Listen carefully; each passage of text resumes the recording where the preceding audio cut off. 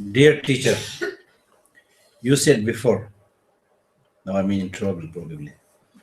You said before that the Buddha, before passing away, guided his followers to follow the Dharma and did not permit to a specific teacher, did not point to a specific teacher. I also heard that during that time, the Buddha said that in the future, he will show up in the character of a teachers of Dharma.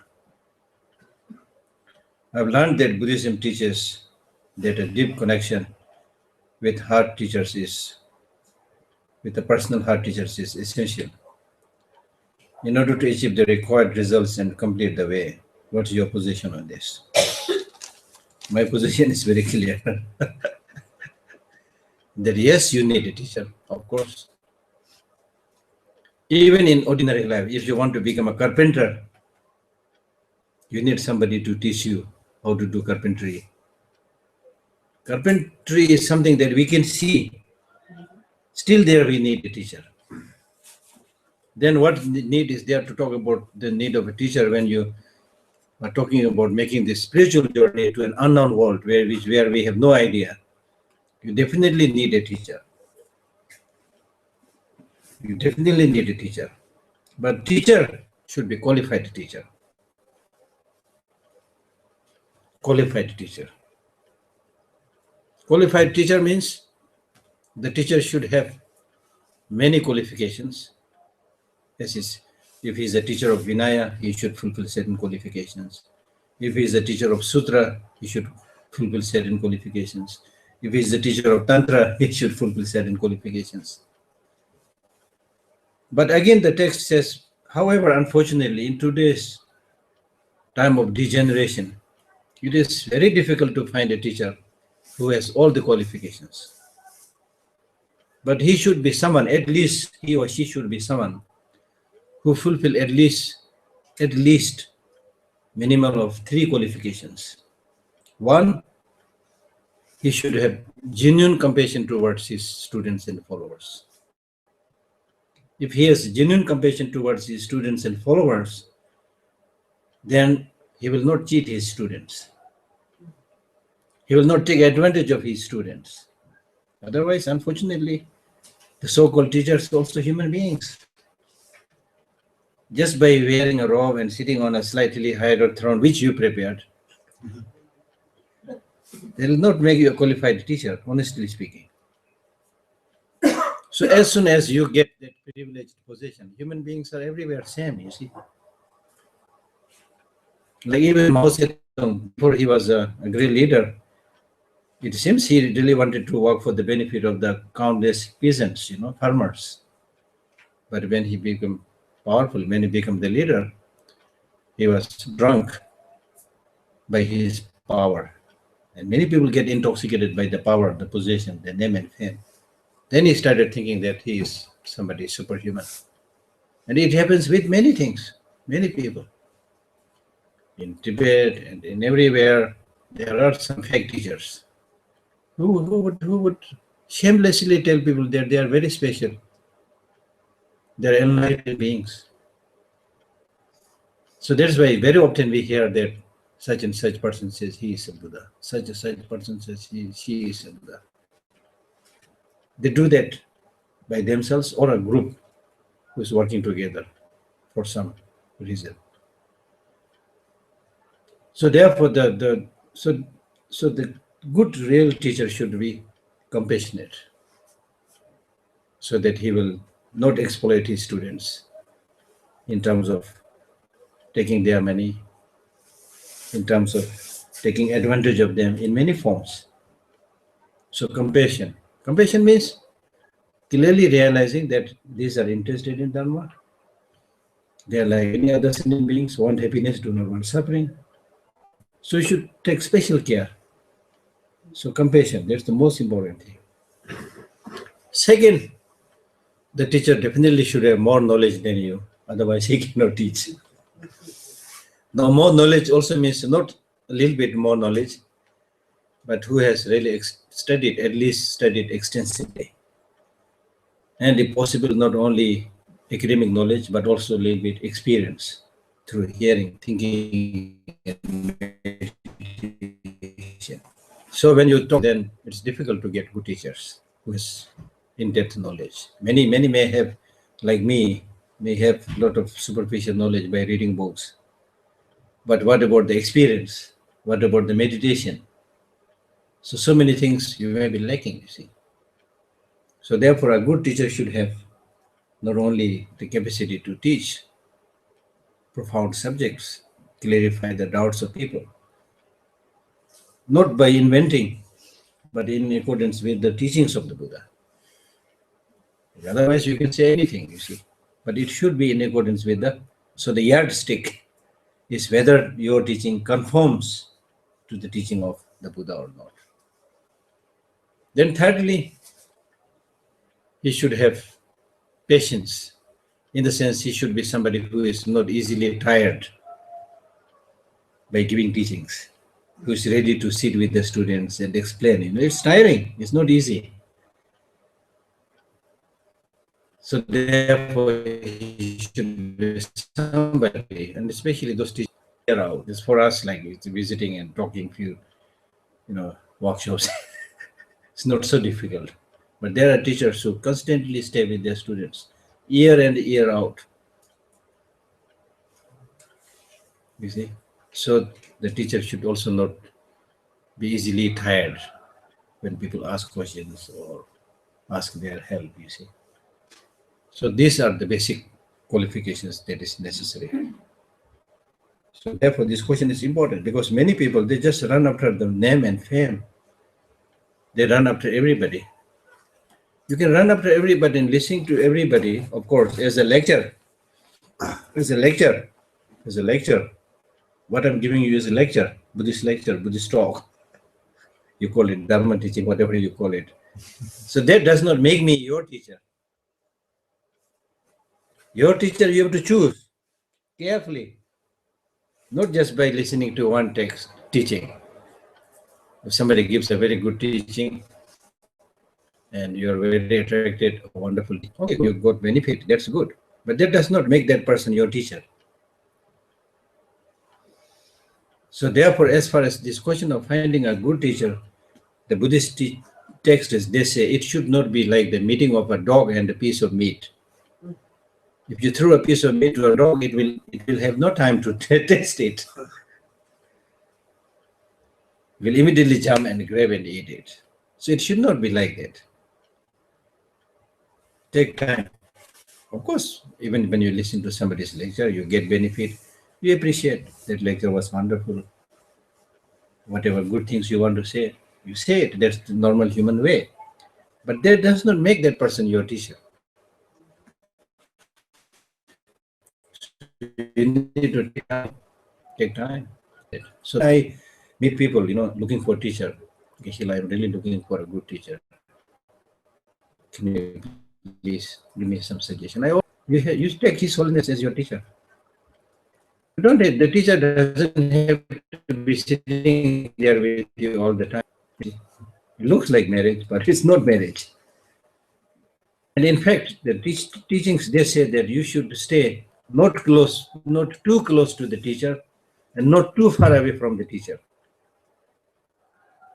Because if you stay too close to the teacher, then again, as human beings, will be finding the faults, not the qualities. If you stay too far away from the teacher, you will not be able to receive his teachings and his blessings. So it should be like how we sit near the fire. If you sit too near, the fire will burn you. If you sit too far, you will not get the warmth of the fire. So just as you, use the fire, so similarly is the relation with the teacher. So, but a good teacher is. And therefore the Buddha was saying that the most important thing, he's not saying teacher is not needed, but what he's saying is most important thing is the teaching. Teaching. You must have heard about this teaching called the Four Reliances. Four Reliances. Have you heard about that? Four Reliances. Which says, out of the person and the teaching, rely more on the teaching than on the person. That means do not run after somebody because he or she is famous. We have this tendency to run after popularity. You see. So the text says, do not run after the teacher, the person or the teacher, but the teaching. If somebody is really giving a good teaching, then you should go after that. Not just somebody who has a big name. Of course, I am not saying somebody who has a big name, not necessarily bad teacher also. But what I'm saying is not just run after the knowledge, the qualification, if there is a choice.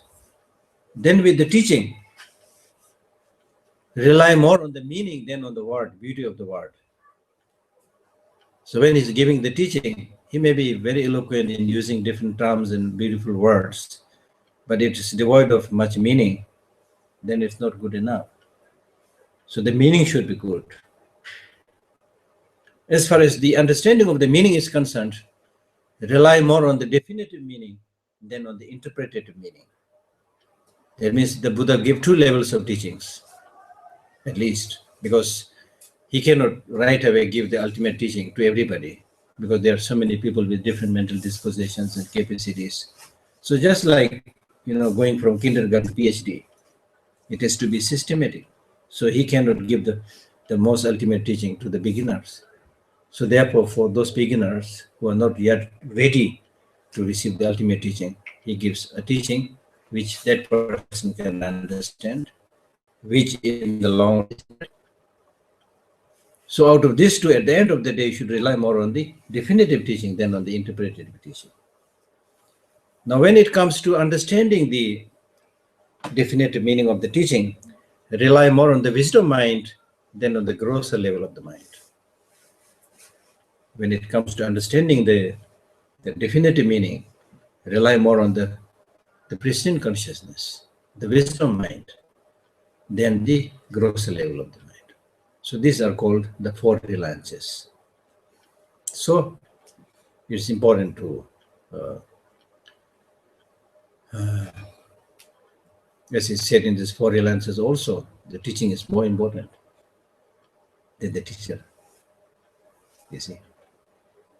Because the one that will directly hurt the afflictive emotions is the teaching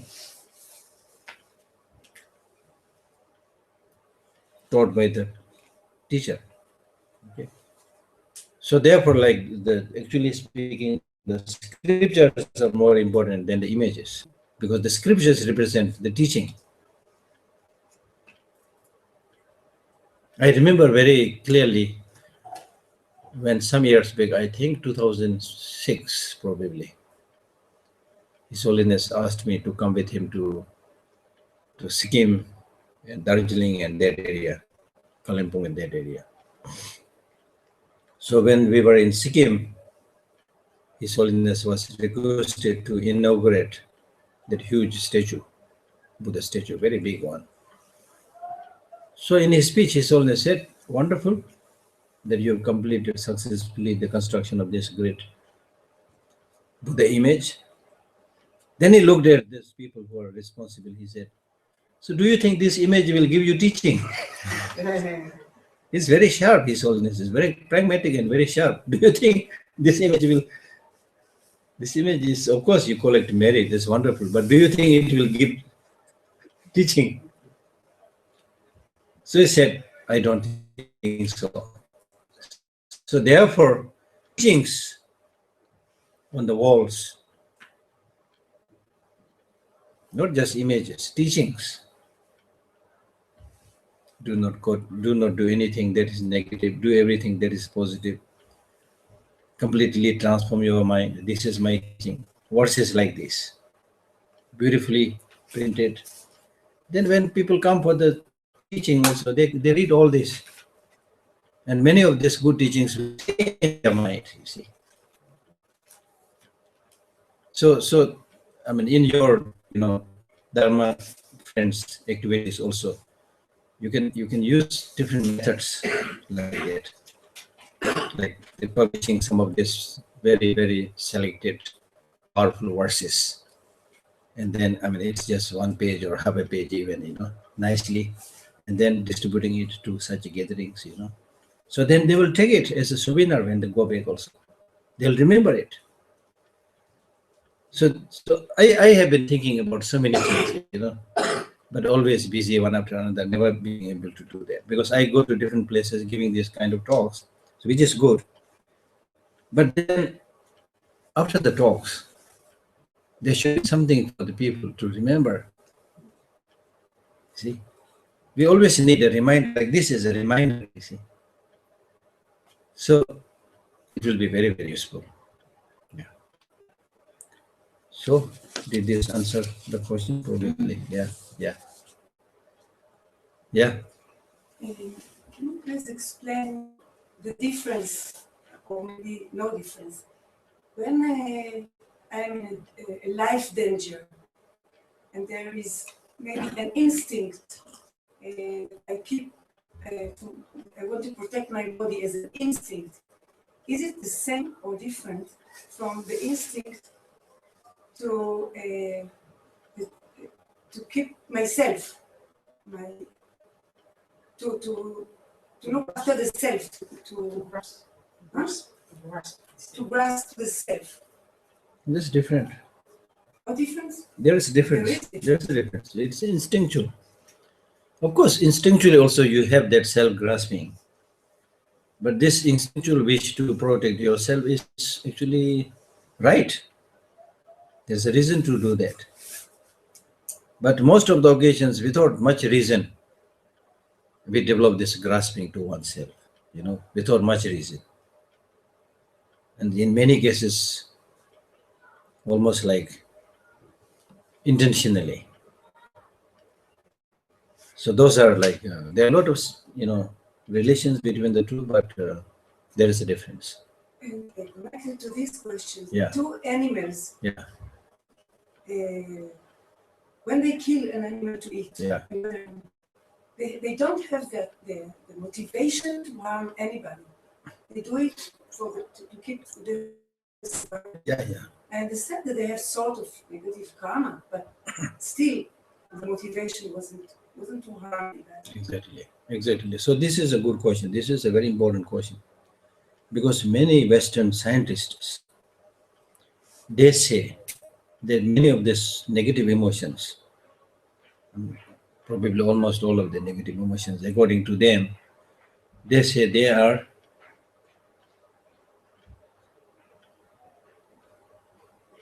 natural. They are natural to defend yourself, to protect yourself, to look after yourself. These emotions come naturally. So they are necessary. Generally, they say things like that. So therefore, I don't know. I should not pretend that I have all the answers. I did give some thought to this. So at least like even Western scientists, like for example, if you're chased by a tiger, then when you see the tiger coming towards you and then develop fear, that's, I think, reasonable fear. The scientists are talking about that in one sense. Because if you don't have that fear, that mechanism of fear, you will not run. If you don't run, you will be killed by the tiger, you see. So therefore, biologically, there are certain protective, defending mechanisms within your body, which are necessary, not necessarily negative emotion. So therefore, now we need to make a boundary, a demarcation, to what level these are biologically needed things, or at what times it becomes destructive negative emotion. So this I can't answer. We have to do more experiment and more research, more analysis. I should not pretend that I have all the answers. But at least what we can notice is that when you have unchecked greed, unchecked anger, I do not know whether I should use the word more than needed, more than needed, then definitely it's destructive. Then definitely it's negative emotion. more than needed, I would say. So the more than needed means that, again, you are saying that there are certain, emotions that are needed. Like in some occasions, even some kind of anger may be needed. So the question is now, what about this anger? Is it afflictive emotion or not? So this is something that we need to do more research. Many times, our teachers gave us as an example to check to define the self, to feel the self. Yeah. Tell us that we stand on a cliff. Yeah. And we have the feeling that you're falling down. Yeah. And then and then I don't know. I was thinking that it's the instinct of keeping my life, but is it the self there, or is it the instinct to keep me alive? When I just to fall, just about to fall from the cliff. Yeah. So this like this just notion of self itself is not afflictive emotion. Of course, we need to make this distinction. Just this notion of idea of I and self, that's not negative emotion, because I is there, self is there. So that's why I made this distinction. But when you start seeing this I as having independent existence or independently existing I, as and when you develop that, then there is self-grasping, negative emotion. So there's the distinction. But the ordinary conception of I is there even with the Buddha. The Buddha clearly says, at that point, such and such point of the time, I gave that teaching. So that has nothing to do with afflictive emotion. It's just the conventional I, recognizing and talking about that conventional I. So that is no problem. But when you see that I having absolute independent existence, then it's the source of all the afflictive emotions. But actually, this is the only I, most of us, or at least I see at the moment, an inherent existing I. Yeah. Even what I learn differently, even I know and believe that it's not there, that's the I perceive and feel on the edge of the cliff. Yeah. And if this is the I perceive, then that's afflicted emotion, right? Afflictive emotion in the sense, because for us ordinary people, to perceive an I without having an inherent conception of inherently independently existing I, it's very difficult. Very difficult, because we are so used and conditioned with that. See. But the mere conception of I is like the conception of this tablecloth or paper, you see. Just by seeing this table or paper, not necessarily that you develop a strong concept of this paper existing independently or not. But when it comes to yourself, the grasping towards the self is so strong. You're conditioned with that.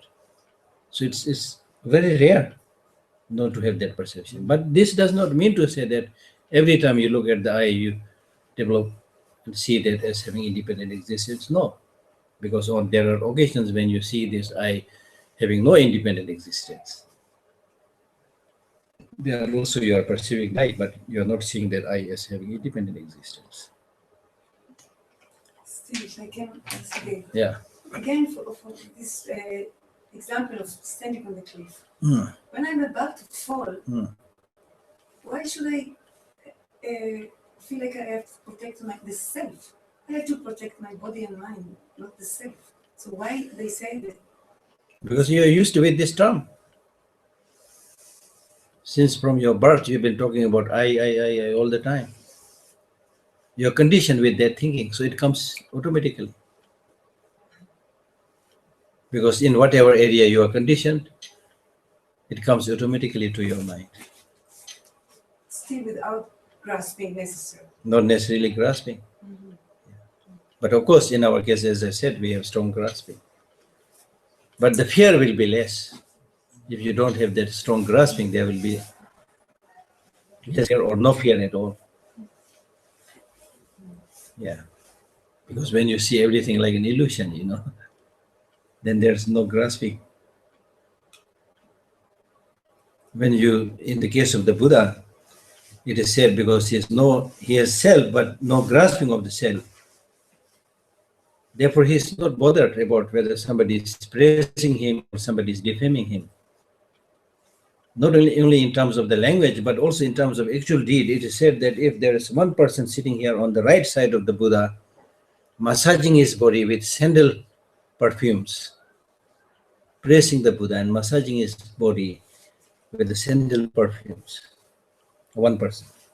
Left side of his body, there's another person who hate Buddha, and you see with a sharp knife he's cutting pieces of flesh from the Buddha's body, but he would not see any difference between the two. And Shantideva's Bodhicharya Avatara says that when you get rid of this self-grasping, and when you have developed this genuine bodhicitta towards others, then you will not see your body different from a vegetable. We chop vegetable like that and you don't have any feeling. Similarly, you chop your body, still you will have no problem. Of course, right now it's unthinkable for us. Unthinkable, but I'll give you an example and you will understand. You laugh and join me. I'll give you an example. Even in the case of ordinary people, non-practitioners, a mother who has so much love for her child, when she sees the child is drowning or falling into a pit, the mother, as I said yesterday, without a second question, will immediately jump to save the child. So at that time, the mother is totally oblivious of her things. She is able to brave the fire. She's not separated from the child. Whatever you call it, but she doesn't have that. At that point, she just more or less forgot about her because of that overpowering love for their child. Similarly, in the case of the strong negative emotions also, like people who go into war, fight with enemy, because they develop that very strong negative emotion and let the negative emotion rule you. You forget about yourself, that you will be killed, you will be harmed. They're totally oblivious and they jump and go in the front line of the enemy and get killed. You see? So you can be influenced by both the positive and negative emotions in such a way that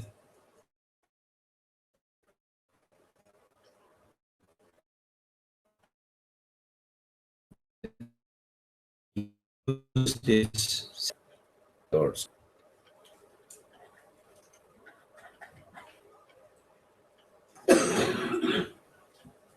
Any questions? There was one that he used the word suchness, Yeah, and suchness and emptiness are this same. Because the Tibetans use different words. journey. So people try to use different English words. Chunyi, the Chunyi means the phenomenology or the nature of the phenomena. Tungbanyi, emptiness. Tikonanyi, suchness. Tikonanyi, suchness. Tishini, probably naturalness. There are so many terms, different terms, but same meaning. Yeah. You mentioned in this course something from the previous course about karma and the free choice or fate. Yeah. And every day I make choices, and every day I feel that I follow the choices that I made.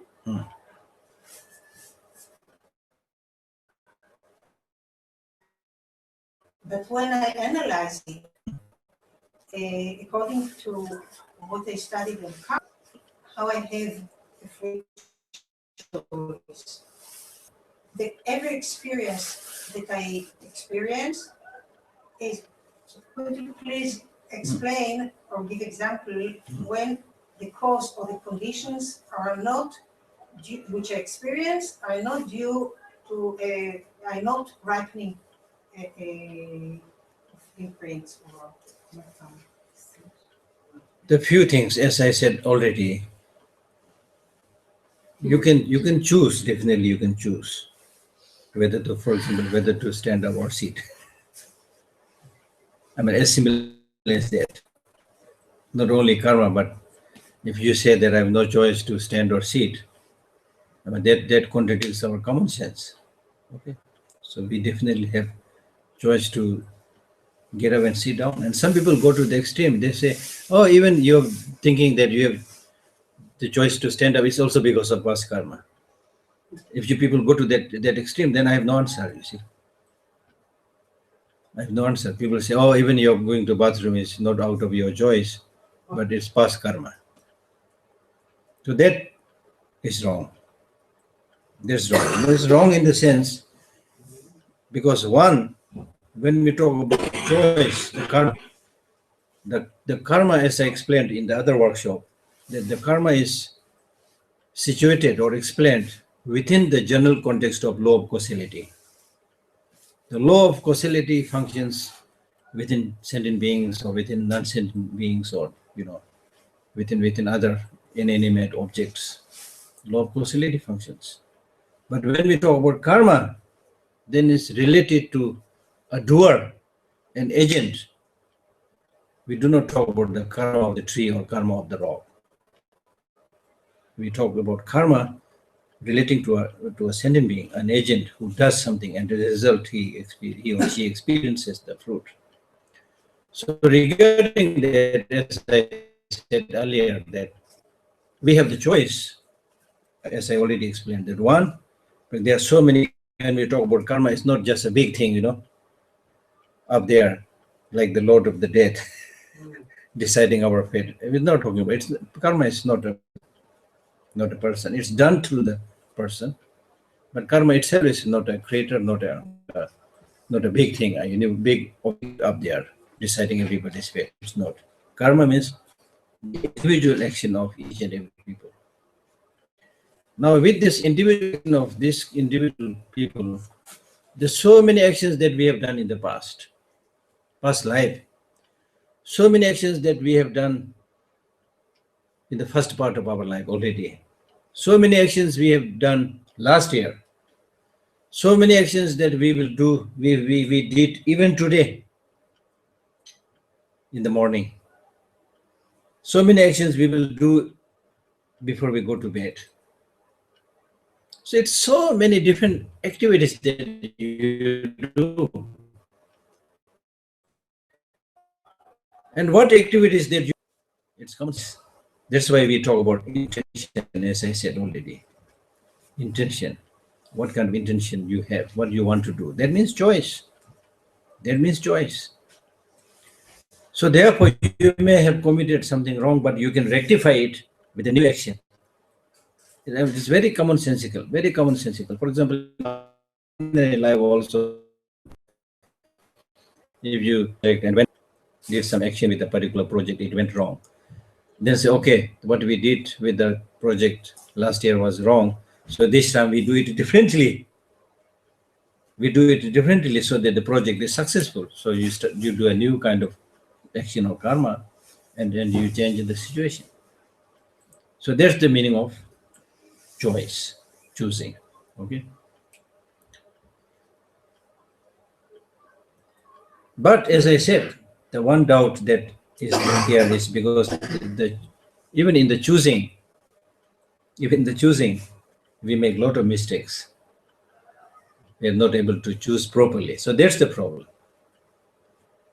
So as I said, in order to choose properly, we need to refine our mind, our wisdom. Then we'll be able to choose properly. Wrong choices we make, but we do have choices. Yeah. So karma has no, long time back I wrote an article. Karma has no fatalistic notion. Fatalistic notion. Fatalistic means, karma means your fate is destined and doomed, Fatalistic. No concept. Karma simply means action. Wherever there is an action, there is a reaction. It's scientific, action and reaction. And they even use the term boomerang effect. Boomerang effect, boomerang. Yeah.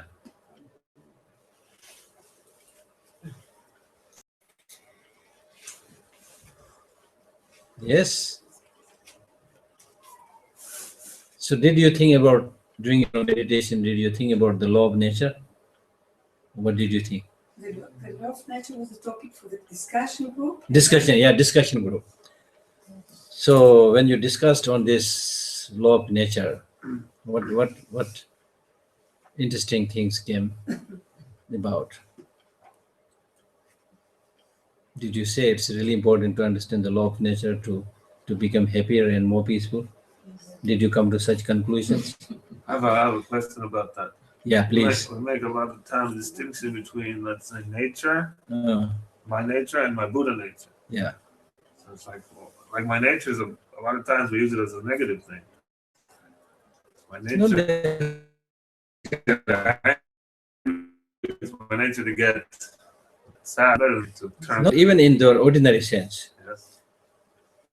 Your nature is to get upset. Your nature is to get angry, but that is not the whole story. That your nature is compassionate. Your nature is like happy. The good things are also there. I'm not supposed to overcome my nature in order to get to my Buddha nature, or to. No. You don't have to overcome your nature. You need to recognize your nature. My true nature. True nature, exactly. True nature. So Buddha nature means basically the subtlemost mind. Subtlemost mind, the clear light mind we call it. The subtle, very subtle, the subtlemost mind. The subtlemost mind. All of us have this very subtle mind that has the capacity to develop at its fullest extent, to get enlightened. The capacity is there. That is the potential. That clear light mind, the basic mind, the subtlemost mind, it is luminous and cognitive. So if you nurture it, it will flourish, and gradually that mind can become an omniscient mind. So that capacity, that potential in the form of that subtlemost mind is called Buddha nature. And that we believe is there with all sentient beings, not only human beings, but with all sentient beings.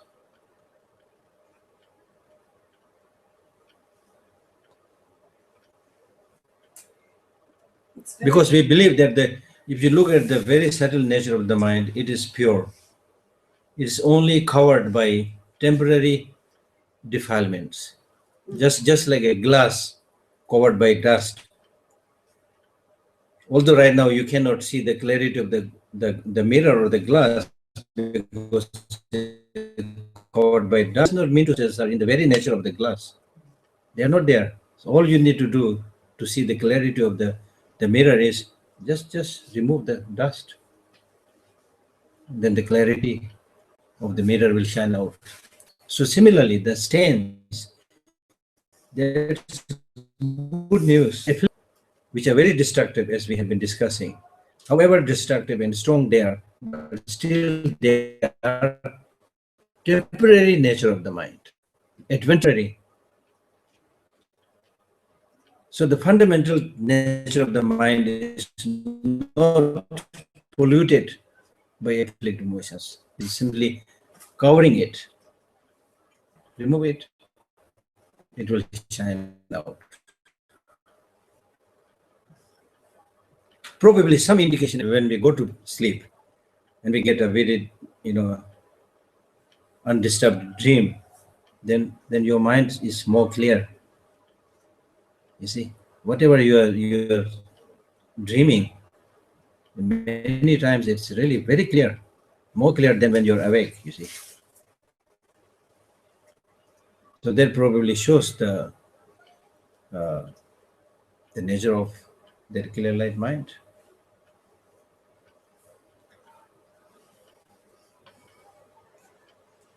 Yes.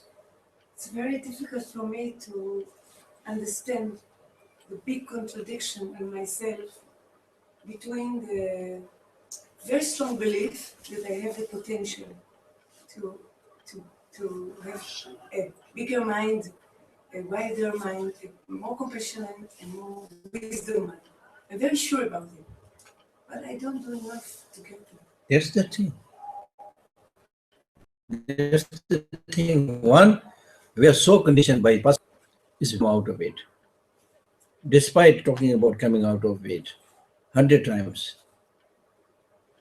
And I have that experience. All of us have that experience. Before I became a translator to His Holiness the Dalai Lama, I used to sit with any other monks, take my book, and when he's teaching, I listen very carefully and make notes. And then I'm so inspired by his teaching. I said, must do something now. I will do practice now. And that strong inspiration, that wish to do something, which is very strong at that point. You know how long it lasts? 2 seconds. No. It's more dramatic than 2 seconds. It lasts up to the door of the temple. When the teaching finishes, cross the door and mix with the rest of the crowd. It's really like, to me, it's really like saying, welcome back to the world. It's really, you are just completely overwhelmed. It's not easy. So therefore, but not being easy does not mean that we should get discouraged.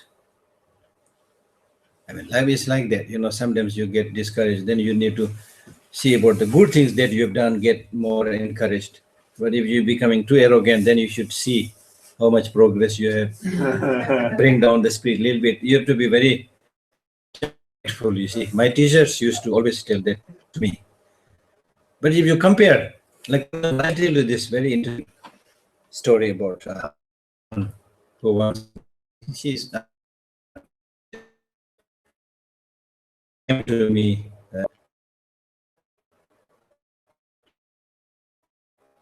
She said, Geshe Lhakdor, yes, and I'm not making any progress in my spiritual practice. What should I do? I said, go back to your country. I said, go back to your country. And I'm sure she may not have taken it in a good way. She might have found it a little bit blunt. So anyway, not because of I said it, but somehow she probably was going back to her country. She went back to her country. Then after some time, she came back to me one day, said, Kishila, thank you very much. I said, what? When I came to you saying that I'm not making much progress in my, practice, then you said, go back to your country. But I did not understand what you're saying at that time. Now I understand. So I asked her, how? She said, now when I went back to my country and compared with the way people are leading their life, I was able to clearly see how these people are doing these things. Why they are doing these things, why they are wasting their life in this way, in that way.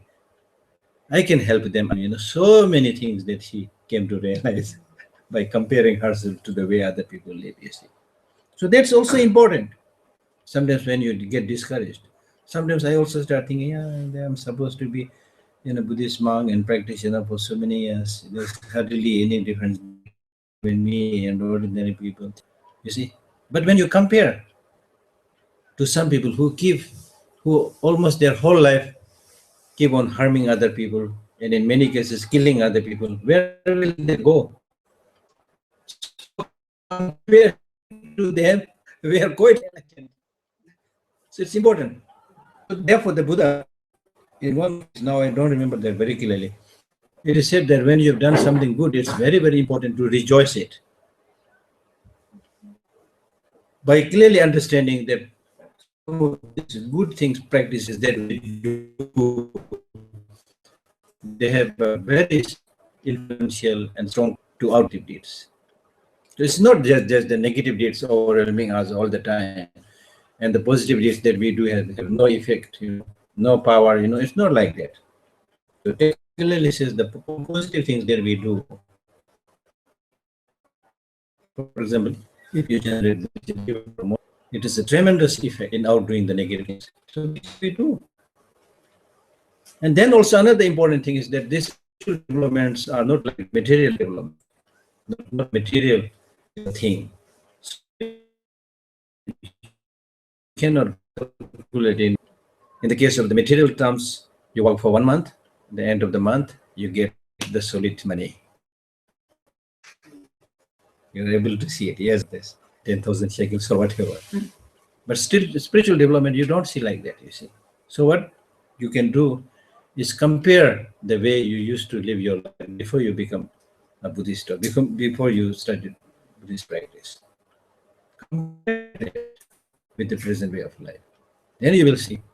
Like I already among those of you who I met, many of you are like pure vegetarian. Amazing. You see. You don't drink anything like that, you see. It's a wonderful practices. It's already there's a lot of changes like that, you see, which is really good. And it's for you so in so many ways good, you see. It saves the money, it saves the life of other sentient beings, so many good things, you see. So we cannot become enlightened in one day, but whatever we are able to do it, it's amazing. So like that. Yeah. Finished? Yeah.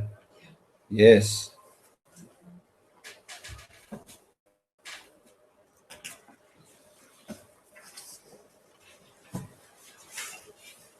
Page 19. 19 ו-18. בזכות חסד זה, להוסיף במהרה את מצב הפרוגרובה, ולהוביל למצב זה את כל הנודדים עד אחד. תודעת ההערה היא תקרת הערך, שטרם נולדה תיוולד. וזו שנולדה ותשגה בארץ זו המוקפת פרסי עמים ושלבים, לכל רווחה והעושר ללא יוצא מן הכלל. אבל במשמר הרם העוצמה, איזה ידיעצו, תוותר על כסף. Thank you. Good night.